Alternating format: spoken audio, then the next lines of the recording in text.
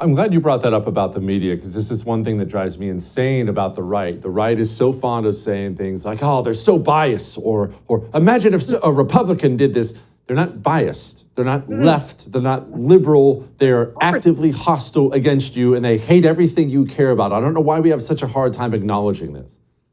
Yeah. Oh, 100%. And you know, they not only do they not care, or not only do they hate you, but you are an other. You're an other. You're a rube. You're an idiot. And maybe that information is true, but Joe Biden needs to be president because we say so. And with that mentality comes, you know, justifying that behavior, which is lying, obfuscating, curating, and running interference for political candidates and people in power who they favor. It's not bias. That's silly. It's like, you know, bias, like that's just like an opinion that you hold that maybe colors like your view of the world or whatever. This is not that at all. They are operating on behalf of a security state.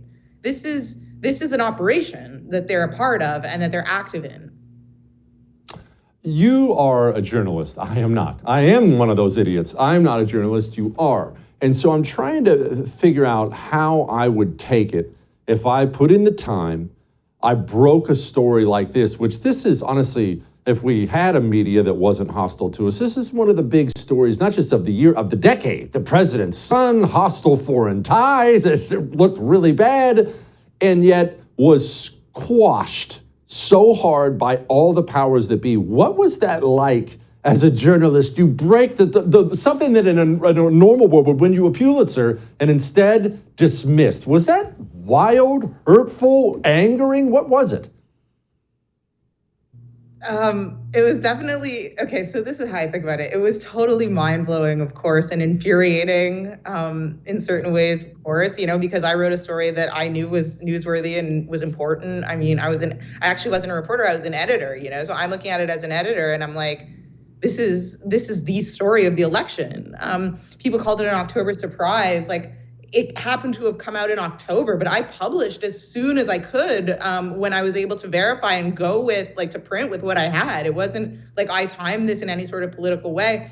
And then that being said, it's like, so I was infuriated with it. I was disgusted with it, obviously, as somebody who believes in like a free press and who was working at the time for a paper founded by Alexander Hamilton. You know, it's like, think about that. But, you know, yes, all of that for sure.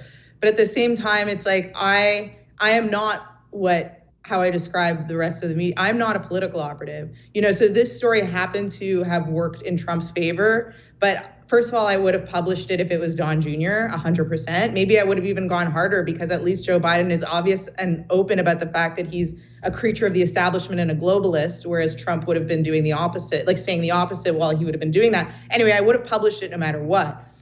But the way I look at it is, like, I wasn't doing this for the Trump campaign. You know, I wasn't doing this to be political. I was publishing the story that I had, and it was about Hunter Biden and Joe Biden. And then when they censored it, you know, that was a huge, like, moment in American consciousness, right? Because what we learned and what we're continuing to learn even till this day, 2 years later, is that we had an illusion of a social media platform and of a press that was private. And what it really was, which was revealed in all of this, was that no, this is a cutout for the federal government to decide what we can talk about and what we can read about. And now we've learned that Twitter was co-opted by the FBI, and that the FBI was the one that planted that seed for them to censor it months in advance when they knew that the laptop was going to come out, right? That's what we learned in the Twitter files. And then they were the ones that came up with the narrative also for people like Brian Stelter and Jeff Zucker at CNN to call this a right-wing conspiracy and Russian disinformation. That was all originated in the FBI. So as a journalist, I look at this, and yes, obviously it's infuriating to have your work undermined like that and censored like that when you wrote it for the American public to make an informed decision about voting, right? But at the same time, it's like, no, this exposed the real scandal, which is even bigger than the Biden family, much bigger than the Biden family. The real scandal is that the FBI is performing an operation internally, an intelligence operation internally. That is That is a scandal of historic proportions. It's bigger than the Bidens. I'm glad you brought this up because I've had this before with people who enjoy their governors, mainly Floridians, because they seem to love Ron DeSantis down there. I wish he was my governor. My governor sucks. Anyway, are we wasting our guys? Are we wasting our best people when we encourage our governors who we love to run for president? Maybe the worst thing is that they win. Why? Go get swallowed up by the swamp and then Florida's worse off? Is this a mistake? Are we making a mistake here? I think it's an interesting philosophical argument, and it's certainly something worth discussing because DeSantis clearly is the best guy. He is doing absolutely everything that any of us, let's say right-leaning, would ask for. Getting wokeness out of schools, fighting Disney, getting rid of all the gender stuff. He's cutting taxes here left and right, even though we don't even have an income tax in the first place. We rebuilt after Hurricane Ian, incredibly strong. He brought in, Florida still, even right now, is getting 1,200 new people a day. We're building roads fast, we're building houses fast. The only issue that Florida has, and this is not his fault, this is a consequence of success, is that they literally cannot build houses fast enough. We're building incredibly fast here, but when you have that many people coming here to share in the freedom and the joy and the success of this place, we do have high house prices, but house prices is a problem all over the country, even in Cali where people are fleeing, although that's because BlackRock and Vanguard and some of those other companies are just buying up all the real estate. But it's an interesting philosophical debate. I honestly don't know what the answer is. I mean, to me, as a new Floridian, I so love this place. I so care about this place. I want this thing. He just got reelected, right? We've got years and years where he can continue to strengthen this thing. And I do think there's a risk that we send him out there, especially because he has to get through a fight with Trump, and clearly Trump is going to throw everything in, including the kitchen sink. And does he, become irreparably wounded? And then we end up with, Biden 2 or Kamala or Gavin Newsom or something else, and then a wounded DeSantis coming back to Florida. That's not great. Dave, what do you think? I just got to pause. Well, I'll be honest with you, man. Mine sounds a little doomsday, to be honest with you. I do not believe that our federal system can be salvaged. Actually, I don't. Certainly not for decades and decades and decades. I believe in local politics, definitely state, city politics now. If I was in Florida, I would be wanting Ron DeSantis to not run. I want him to keep having some say over my life. I don't care if he's the second coming of Jesus. He's not going to walk into Washington, D.C. and overcome an entire federal government that hates his guts and wants to kneecap his agenda. We just watched what happened to Trump. Why would I want to waste my star in the swamp? I wouldn't want him to run, to be honest. Jesse, I totally get it. Look, that's the black-pilled version of this. I would say that the white-pilled version of this would be that maybe he is Reagan too. Like, he's the closest thing, I think, to a transcendent politician in that he got through the COVID thing as clearly the leader of America, of a free America, an America that you and I want to live in, right? He did that. Then he wins by 20 points here in Florida, so gets all of these new voters. He gets these new implants to come into the state, vote the right way, and he flipped areas like Miami to red. He's got supermajorities both sides. So the point is, he's done so much. I'm sort of making both arguments at the same time. On one hand, I'm saying that he's done so much here. He's just getting started. Let's keep running with that. On the other hand, it's like he's proven that he is willing to, fight the right things. Nobody said fight Disney. He said, I'll fight Disney. Well, congratulations. Disney just lost a whole bunch of tax exemption. Their airport's closed. There's going to be a state-appointed board in charge of what's going on over there. He beat the mouse. That's pretty good. Yeah, that's pretty good. I do have to push back on one thing you just said. We'll come back to, actually, I want to ask you something else about Nikki Haley. Before we get back to her, you said, everything's great in Florida or something like that. Now, I love Florida, as you well know. I'm probably going to end up living there one day. I love the daggone place so much if I can actually afford it. House across the street is for sale, man. I'm going to send you the Zillow listing. Don't text me, Dave. I probably can't afford where you live anyway. But let's push back on one thing here. You did move from Cali to Florida. The weather in Florida sucks compared to California. There's no comparison. No, listen, it's just not true. I know people say, oh, it's humid, my hair. First off, there's products. Look, my hair, I still got the height. That's number one. There are products you can use, number one. Number two, I don't know if you know about this thing, Jesse. This is going to blow your mind. There are these boxes, these electronic boxes that you can put into a window, And if you turn a dial on them, they will literally condition the air. It is, everyone in this room has one in their place. And it's wild. I don't even know what they're called, but they literally will condition the air to be cooler. It's incredible. And we have those here in Florida. Incidences. They're reporting to me daily and will continue their urgent efforts to do so, and I will communicate that to the Congress. We don't yet know exactly what these three objects were, but nothing right now suggests they were related to China's spy balloon program or that they were surveillance vehicles from any other country. The intelligence community's current assessment is that these three objects were most likely balloons tied to private companies, recreation or research institutions studying weather or conducting other scientific research. Wait, what? What? Hold on, what? We're just shooting down anything? You know what? We're gonna ask Lisa about it. Joining me now, the editor-in-chief at the Foreign Desk. I can't wait to hear Lisa unpack this. Lisa Daftari. Lisa, okay, so help me understand what I just heard there. The president is either lying and covering up for a foreign country, or I don't know which one is worse, or we are just officially just blasting away at anything that flies now in America. What did I just hear? Yeah, it just doesn't add up, right? He's basically repeating the propaganda of the Chinese government that said these are satellite images for weather or whatever it is, or just dismissing it as private company balloons. I mean, private company balloons, if they're here from a foreign country, just like those individuals who are in our universities and in our labs and in our places of government, shouldn't be there. Look, best case scenario, the Chinese were kind of figuring out how much they can get away with. As Congressman Darrell Issa said when I was in Washington last week, they were measuring before they cut. And I like that phrasing. And worst case scenario, we already heard that these balloons did have espionage capabilities, so that they were already doing what they were planning on doing in the future, which is spying on us in a very detailed way over our nuclear locations and to find out more than they already know. Look, Jesse, the problem is that they already have so much of an into our country, into very delicate, very sensitive places where they should not have information. And this is just one more, episode of proving to us how deeply they have infiltrated. Lisa, help me understand what information they can gather by flying something overhead that I can't gather hopping on a Southwest Airlines flight this afternoon with my cell phone camera out there. It's hard for a normal person or an idiot like me to understand what China gains by flying something 60,000 feet in the air, taking pictures. I know it's something, I just don't know what it is. What is it? Right.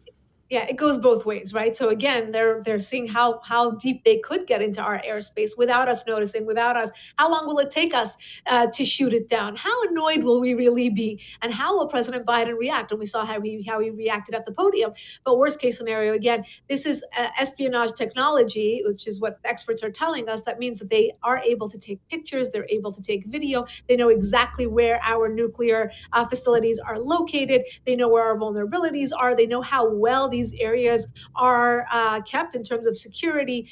They're able to take pictures. They're able to do copycat technology copy. We know that they do that. They have done that in the past with other things as well. Again, why should we allow the Chinese to have this kind of access? And why did we wait so long? What kind of message is that sending? And then to have Biden stand at the podium and basically cover up for them and to lie to the American people, because what the experts are telling us does not line up with what he just told us.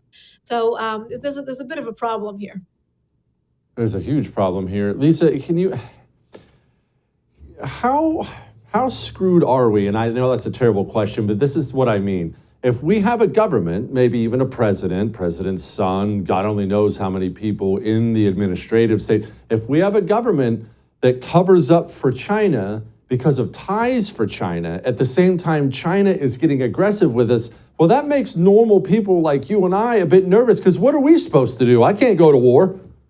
No, we can't go to war. And then our government is bowing down more and more and more and allowing these bad actors to get away with more. Look, on the face of it, our foreign policy is so weak. So our enemies are walking all over us. So we're already, to use your own words, screwed in that sense, right? Then when you see them actually behind the scenes cutting deals with them. We have questions about Ukraine. We have questions about China, of course. We have questions about Iran's regime. Why aren't we being more aggressive with them? Why are we pushing them into the hands of the Chinese? Why are we allowing the Iranians to sell drones to the Russians? Why are we allowing these new bedfellows to get closer and closer than ever before? So our weak foreign policy has serious consequences that we are already seeing the ramifications of. But then there's, again, like you said, another layer of what's going on behind the scenes. What has been promised to whom? And how is our foreign policy now paralleling that in order to fulfill those promises? But it couldn't be a more exciting time for transportation. It's had its challenges. Right. I mean, if you look at what the American transportation systems have faced in the last 2 or 3 years, partly because of the pandemic, we've faced issues from container shipping to airline cancellations. Mm-hmm. Now we got balloons. That's right. But also the best time ever to be working in transportation because of these resources. And we know ultimately it's in the hands of those who are on the ground that the biggest difference is going to be made. Congressman, it seems like nobody in this administration actually takes their job seriously at all. It's all just a big game. It's all just a big, well, it's a stepping stone on the way to my next presidential run, my next gig at CNN. We have people in East Palestine whose skin is falling off, and these people think everything's just a big funny joke.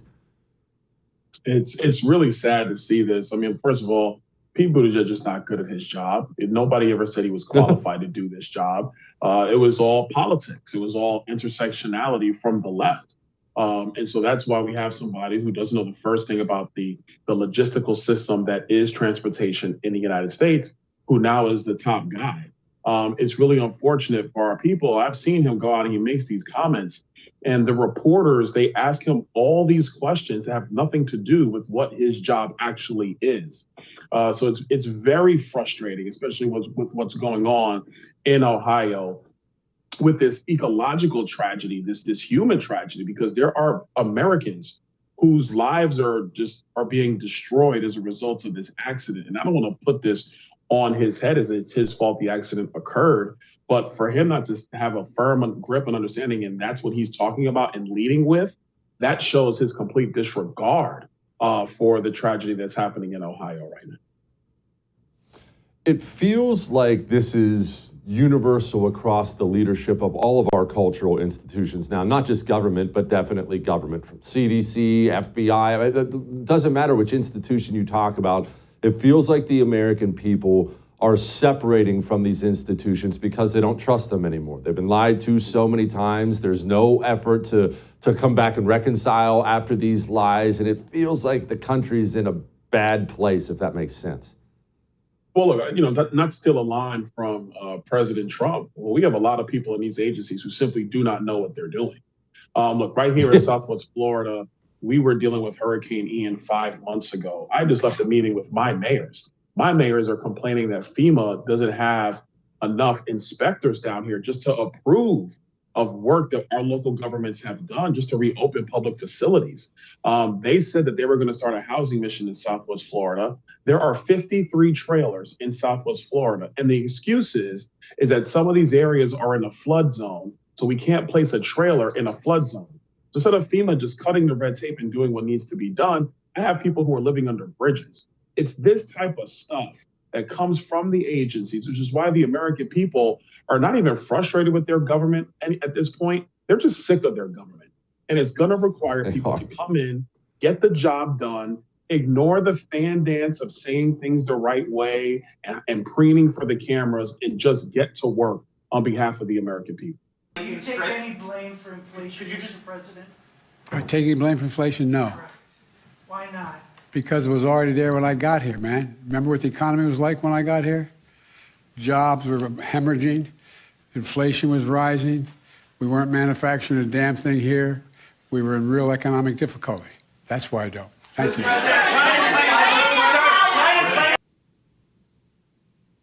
And that's leadership.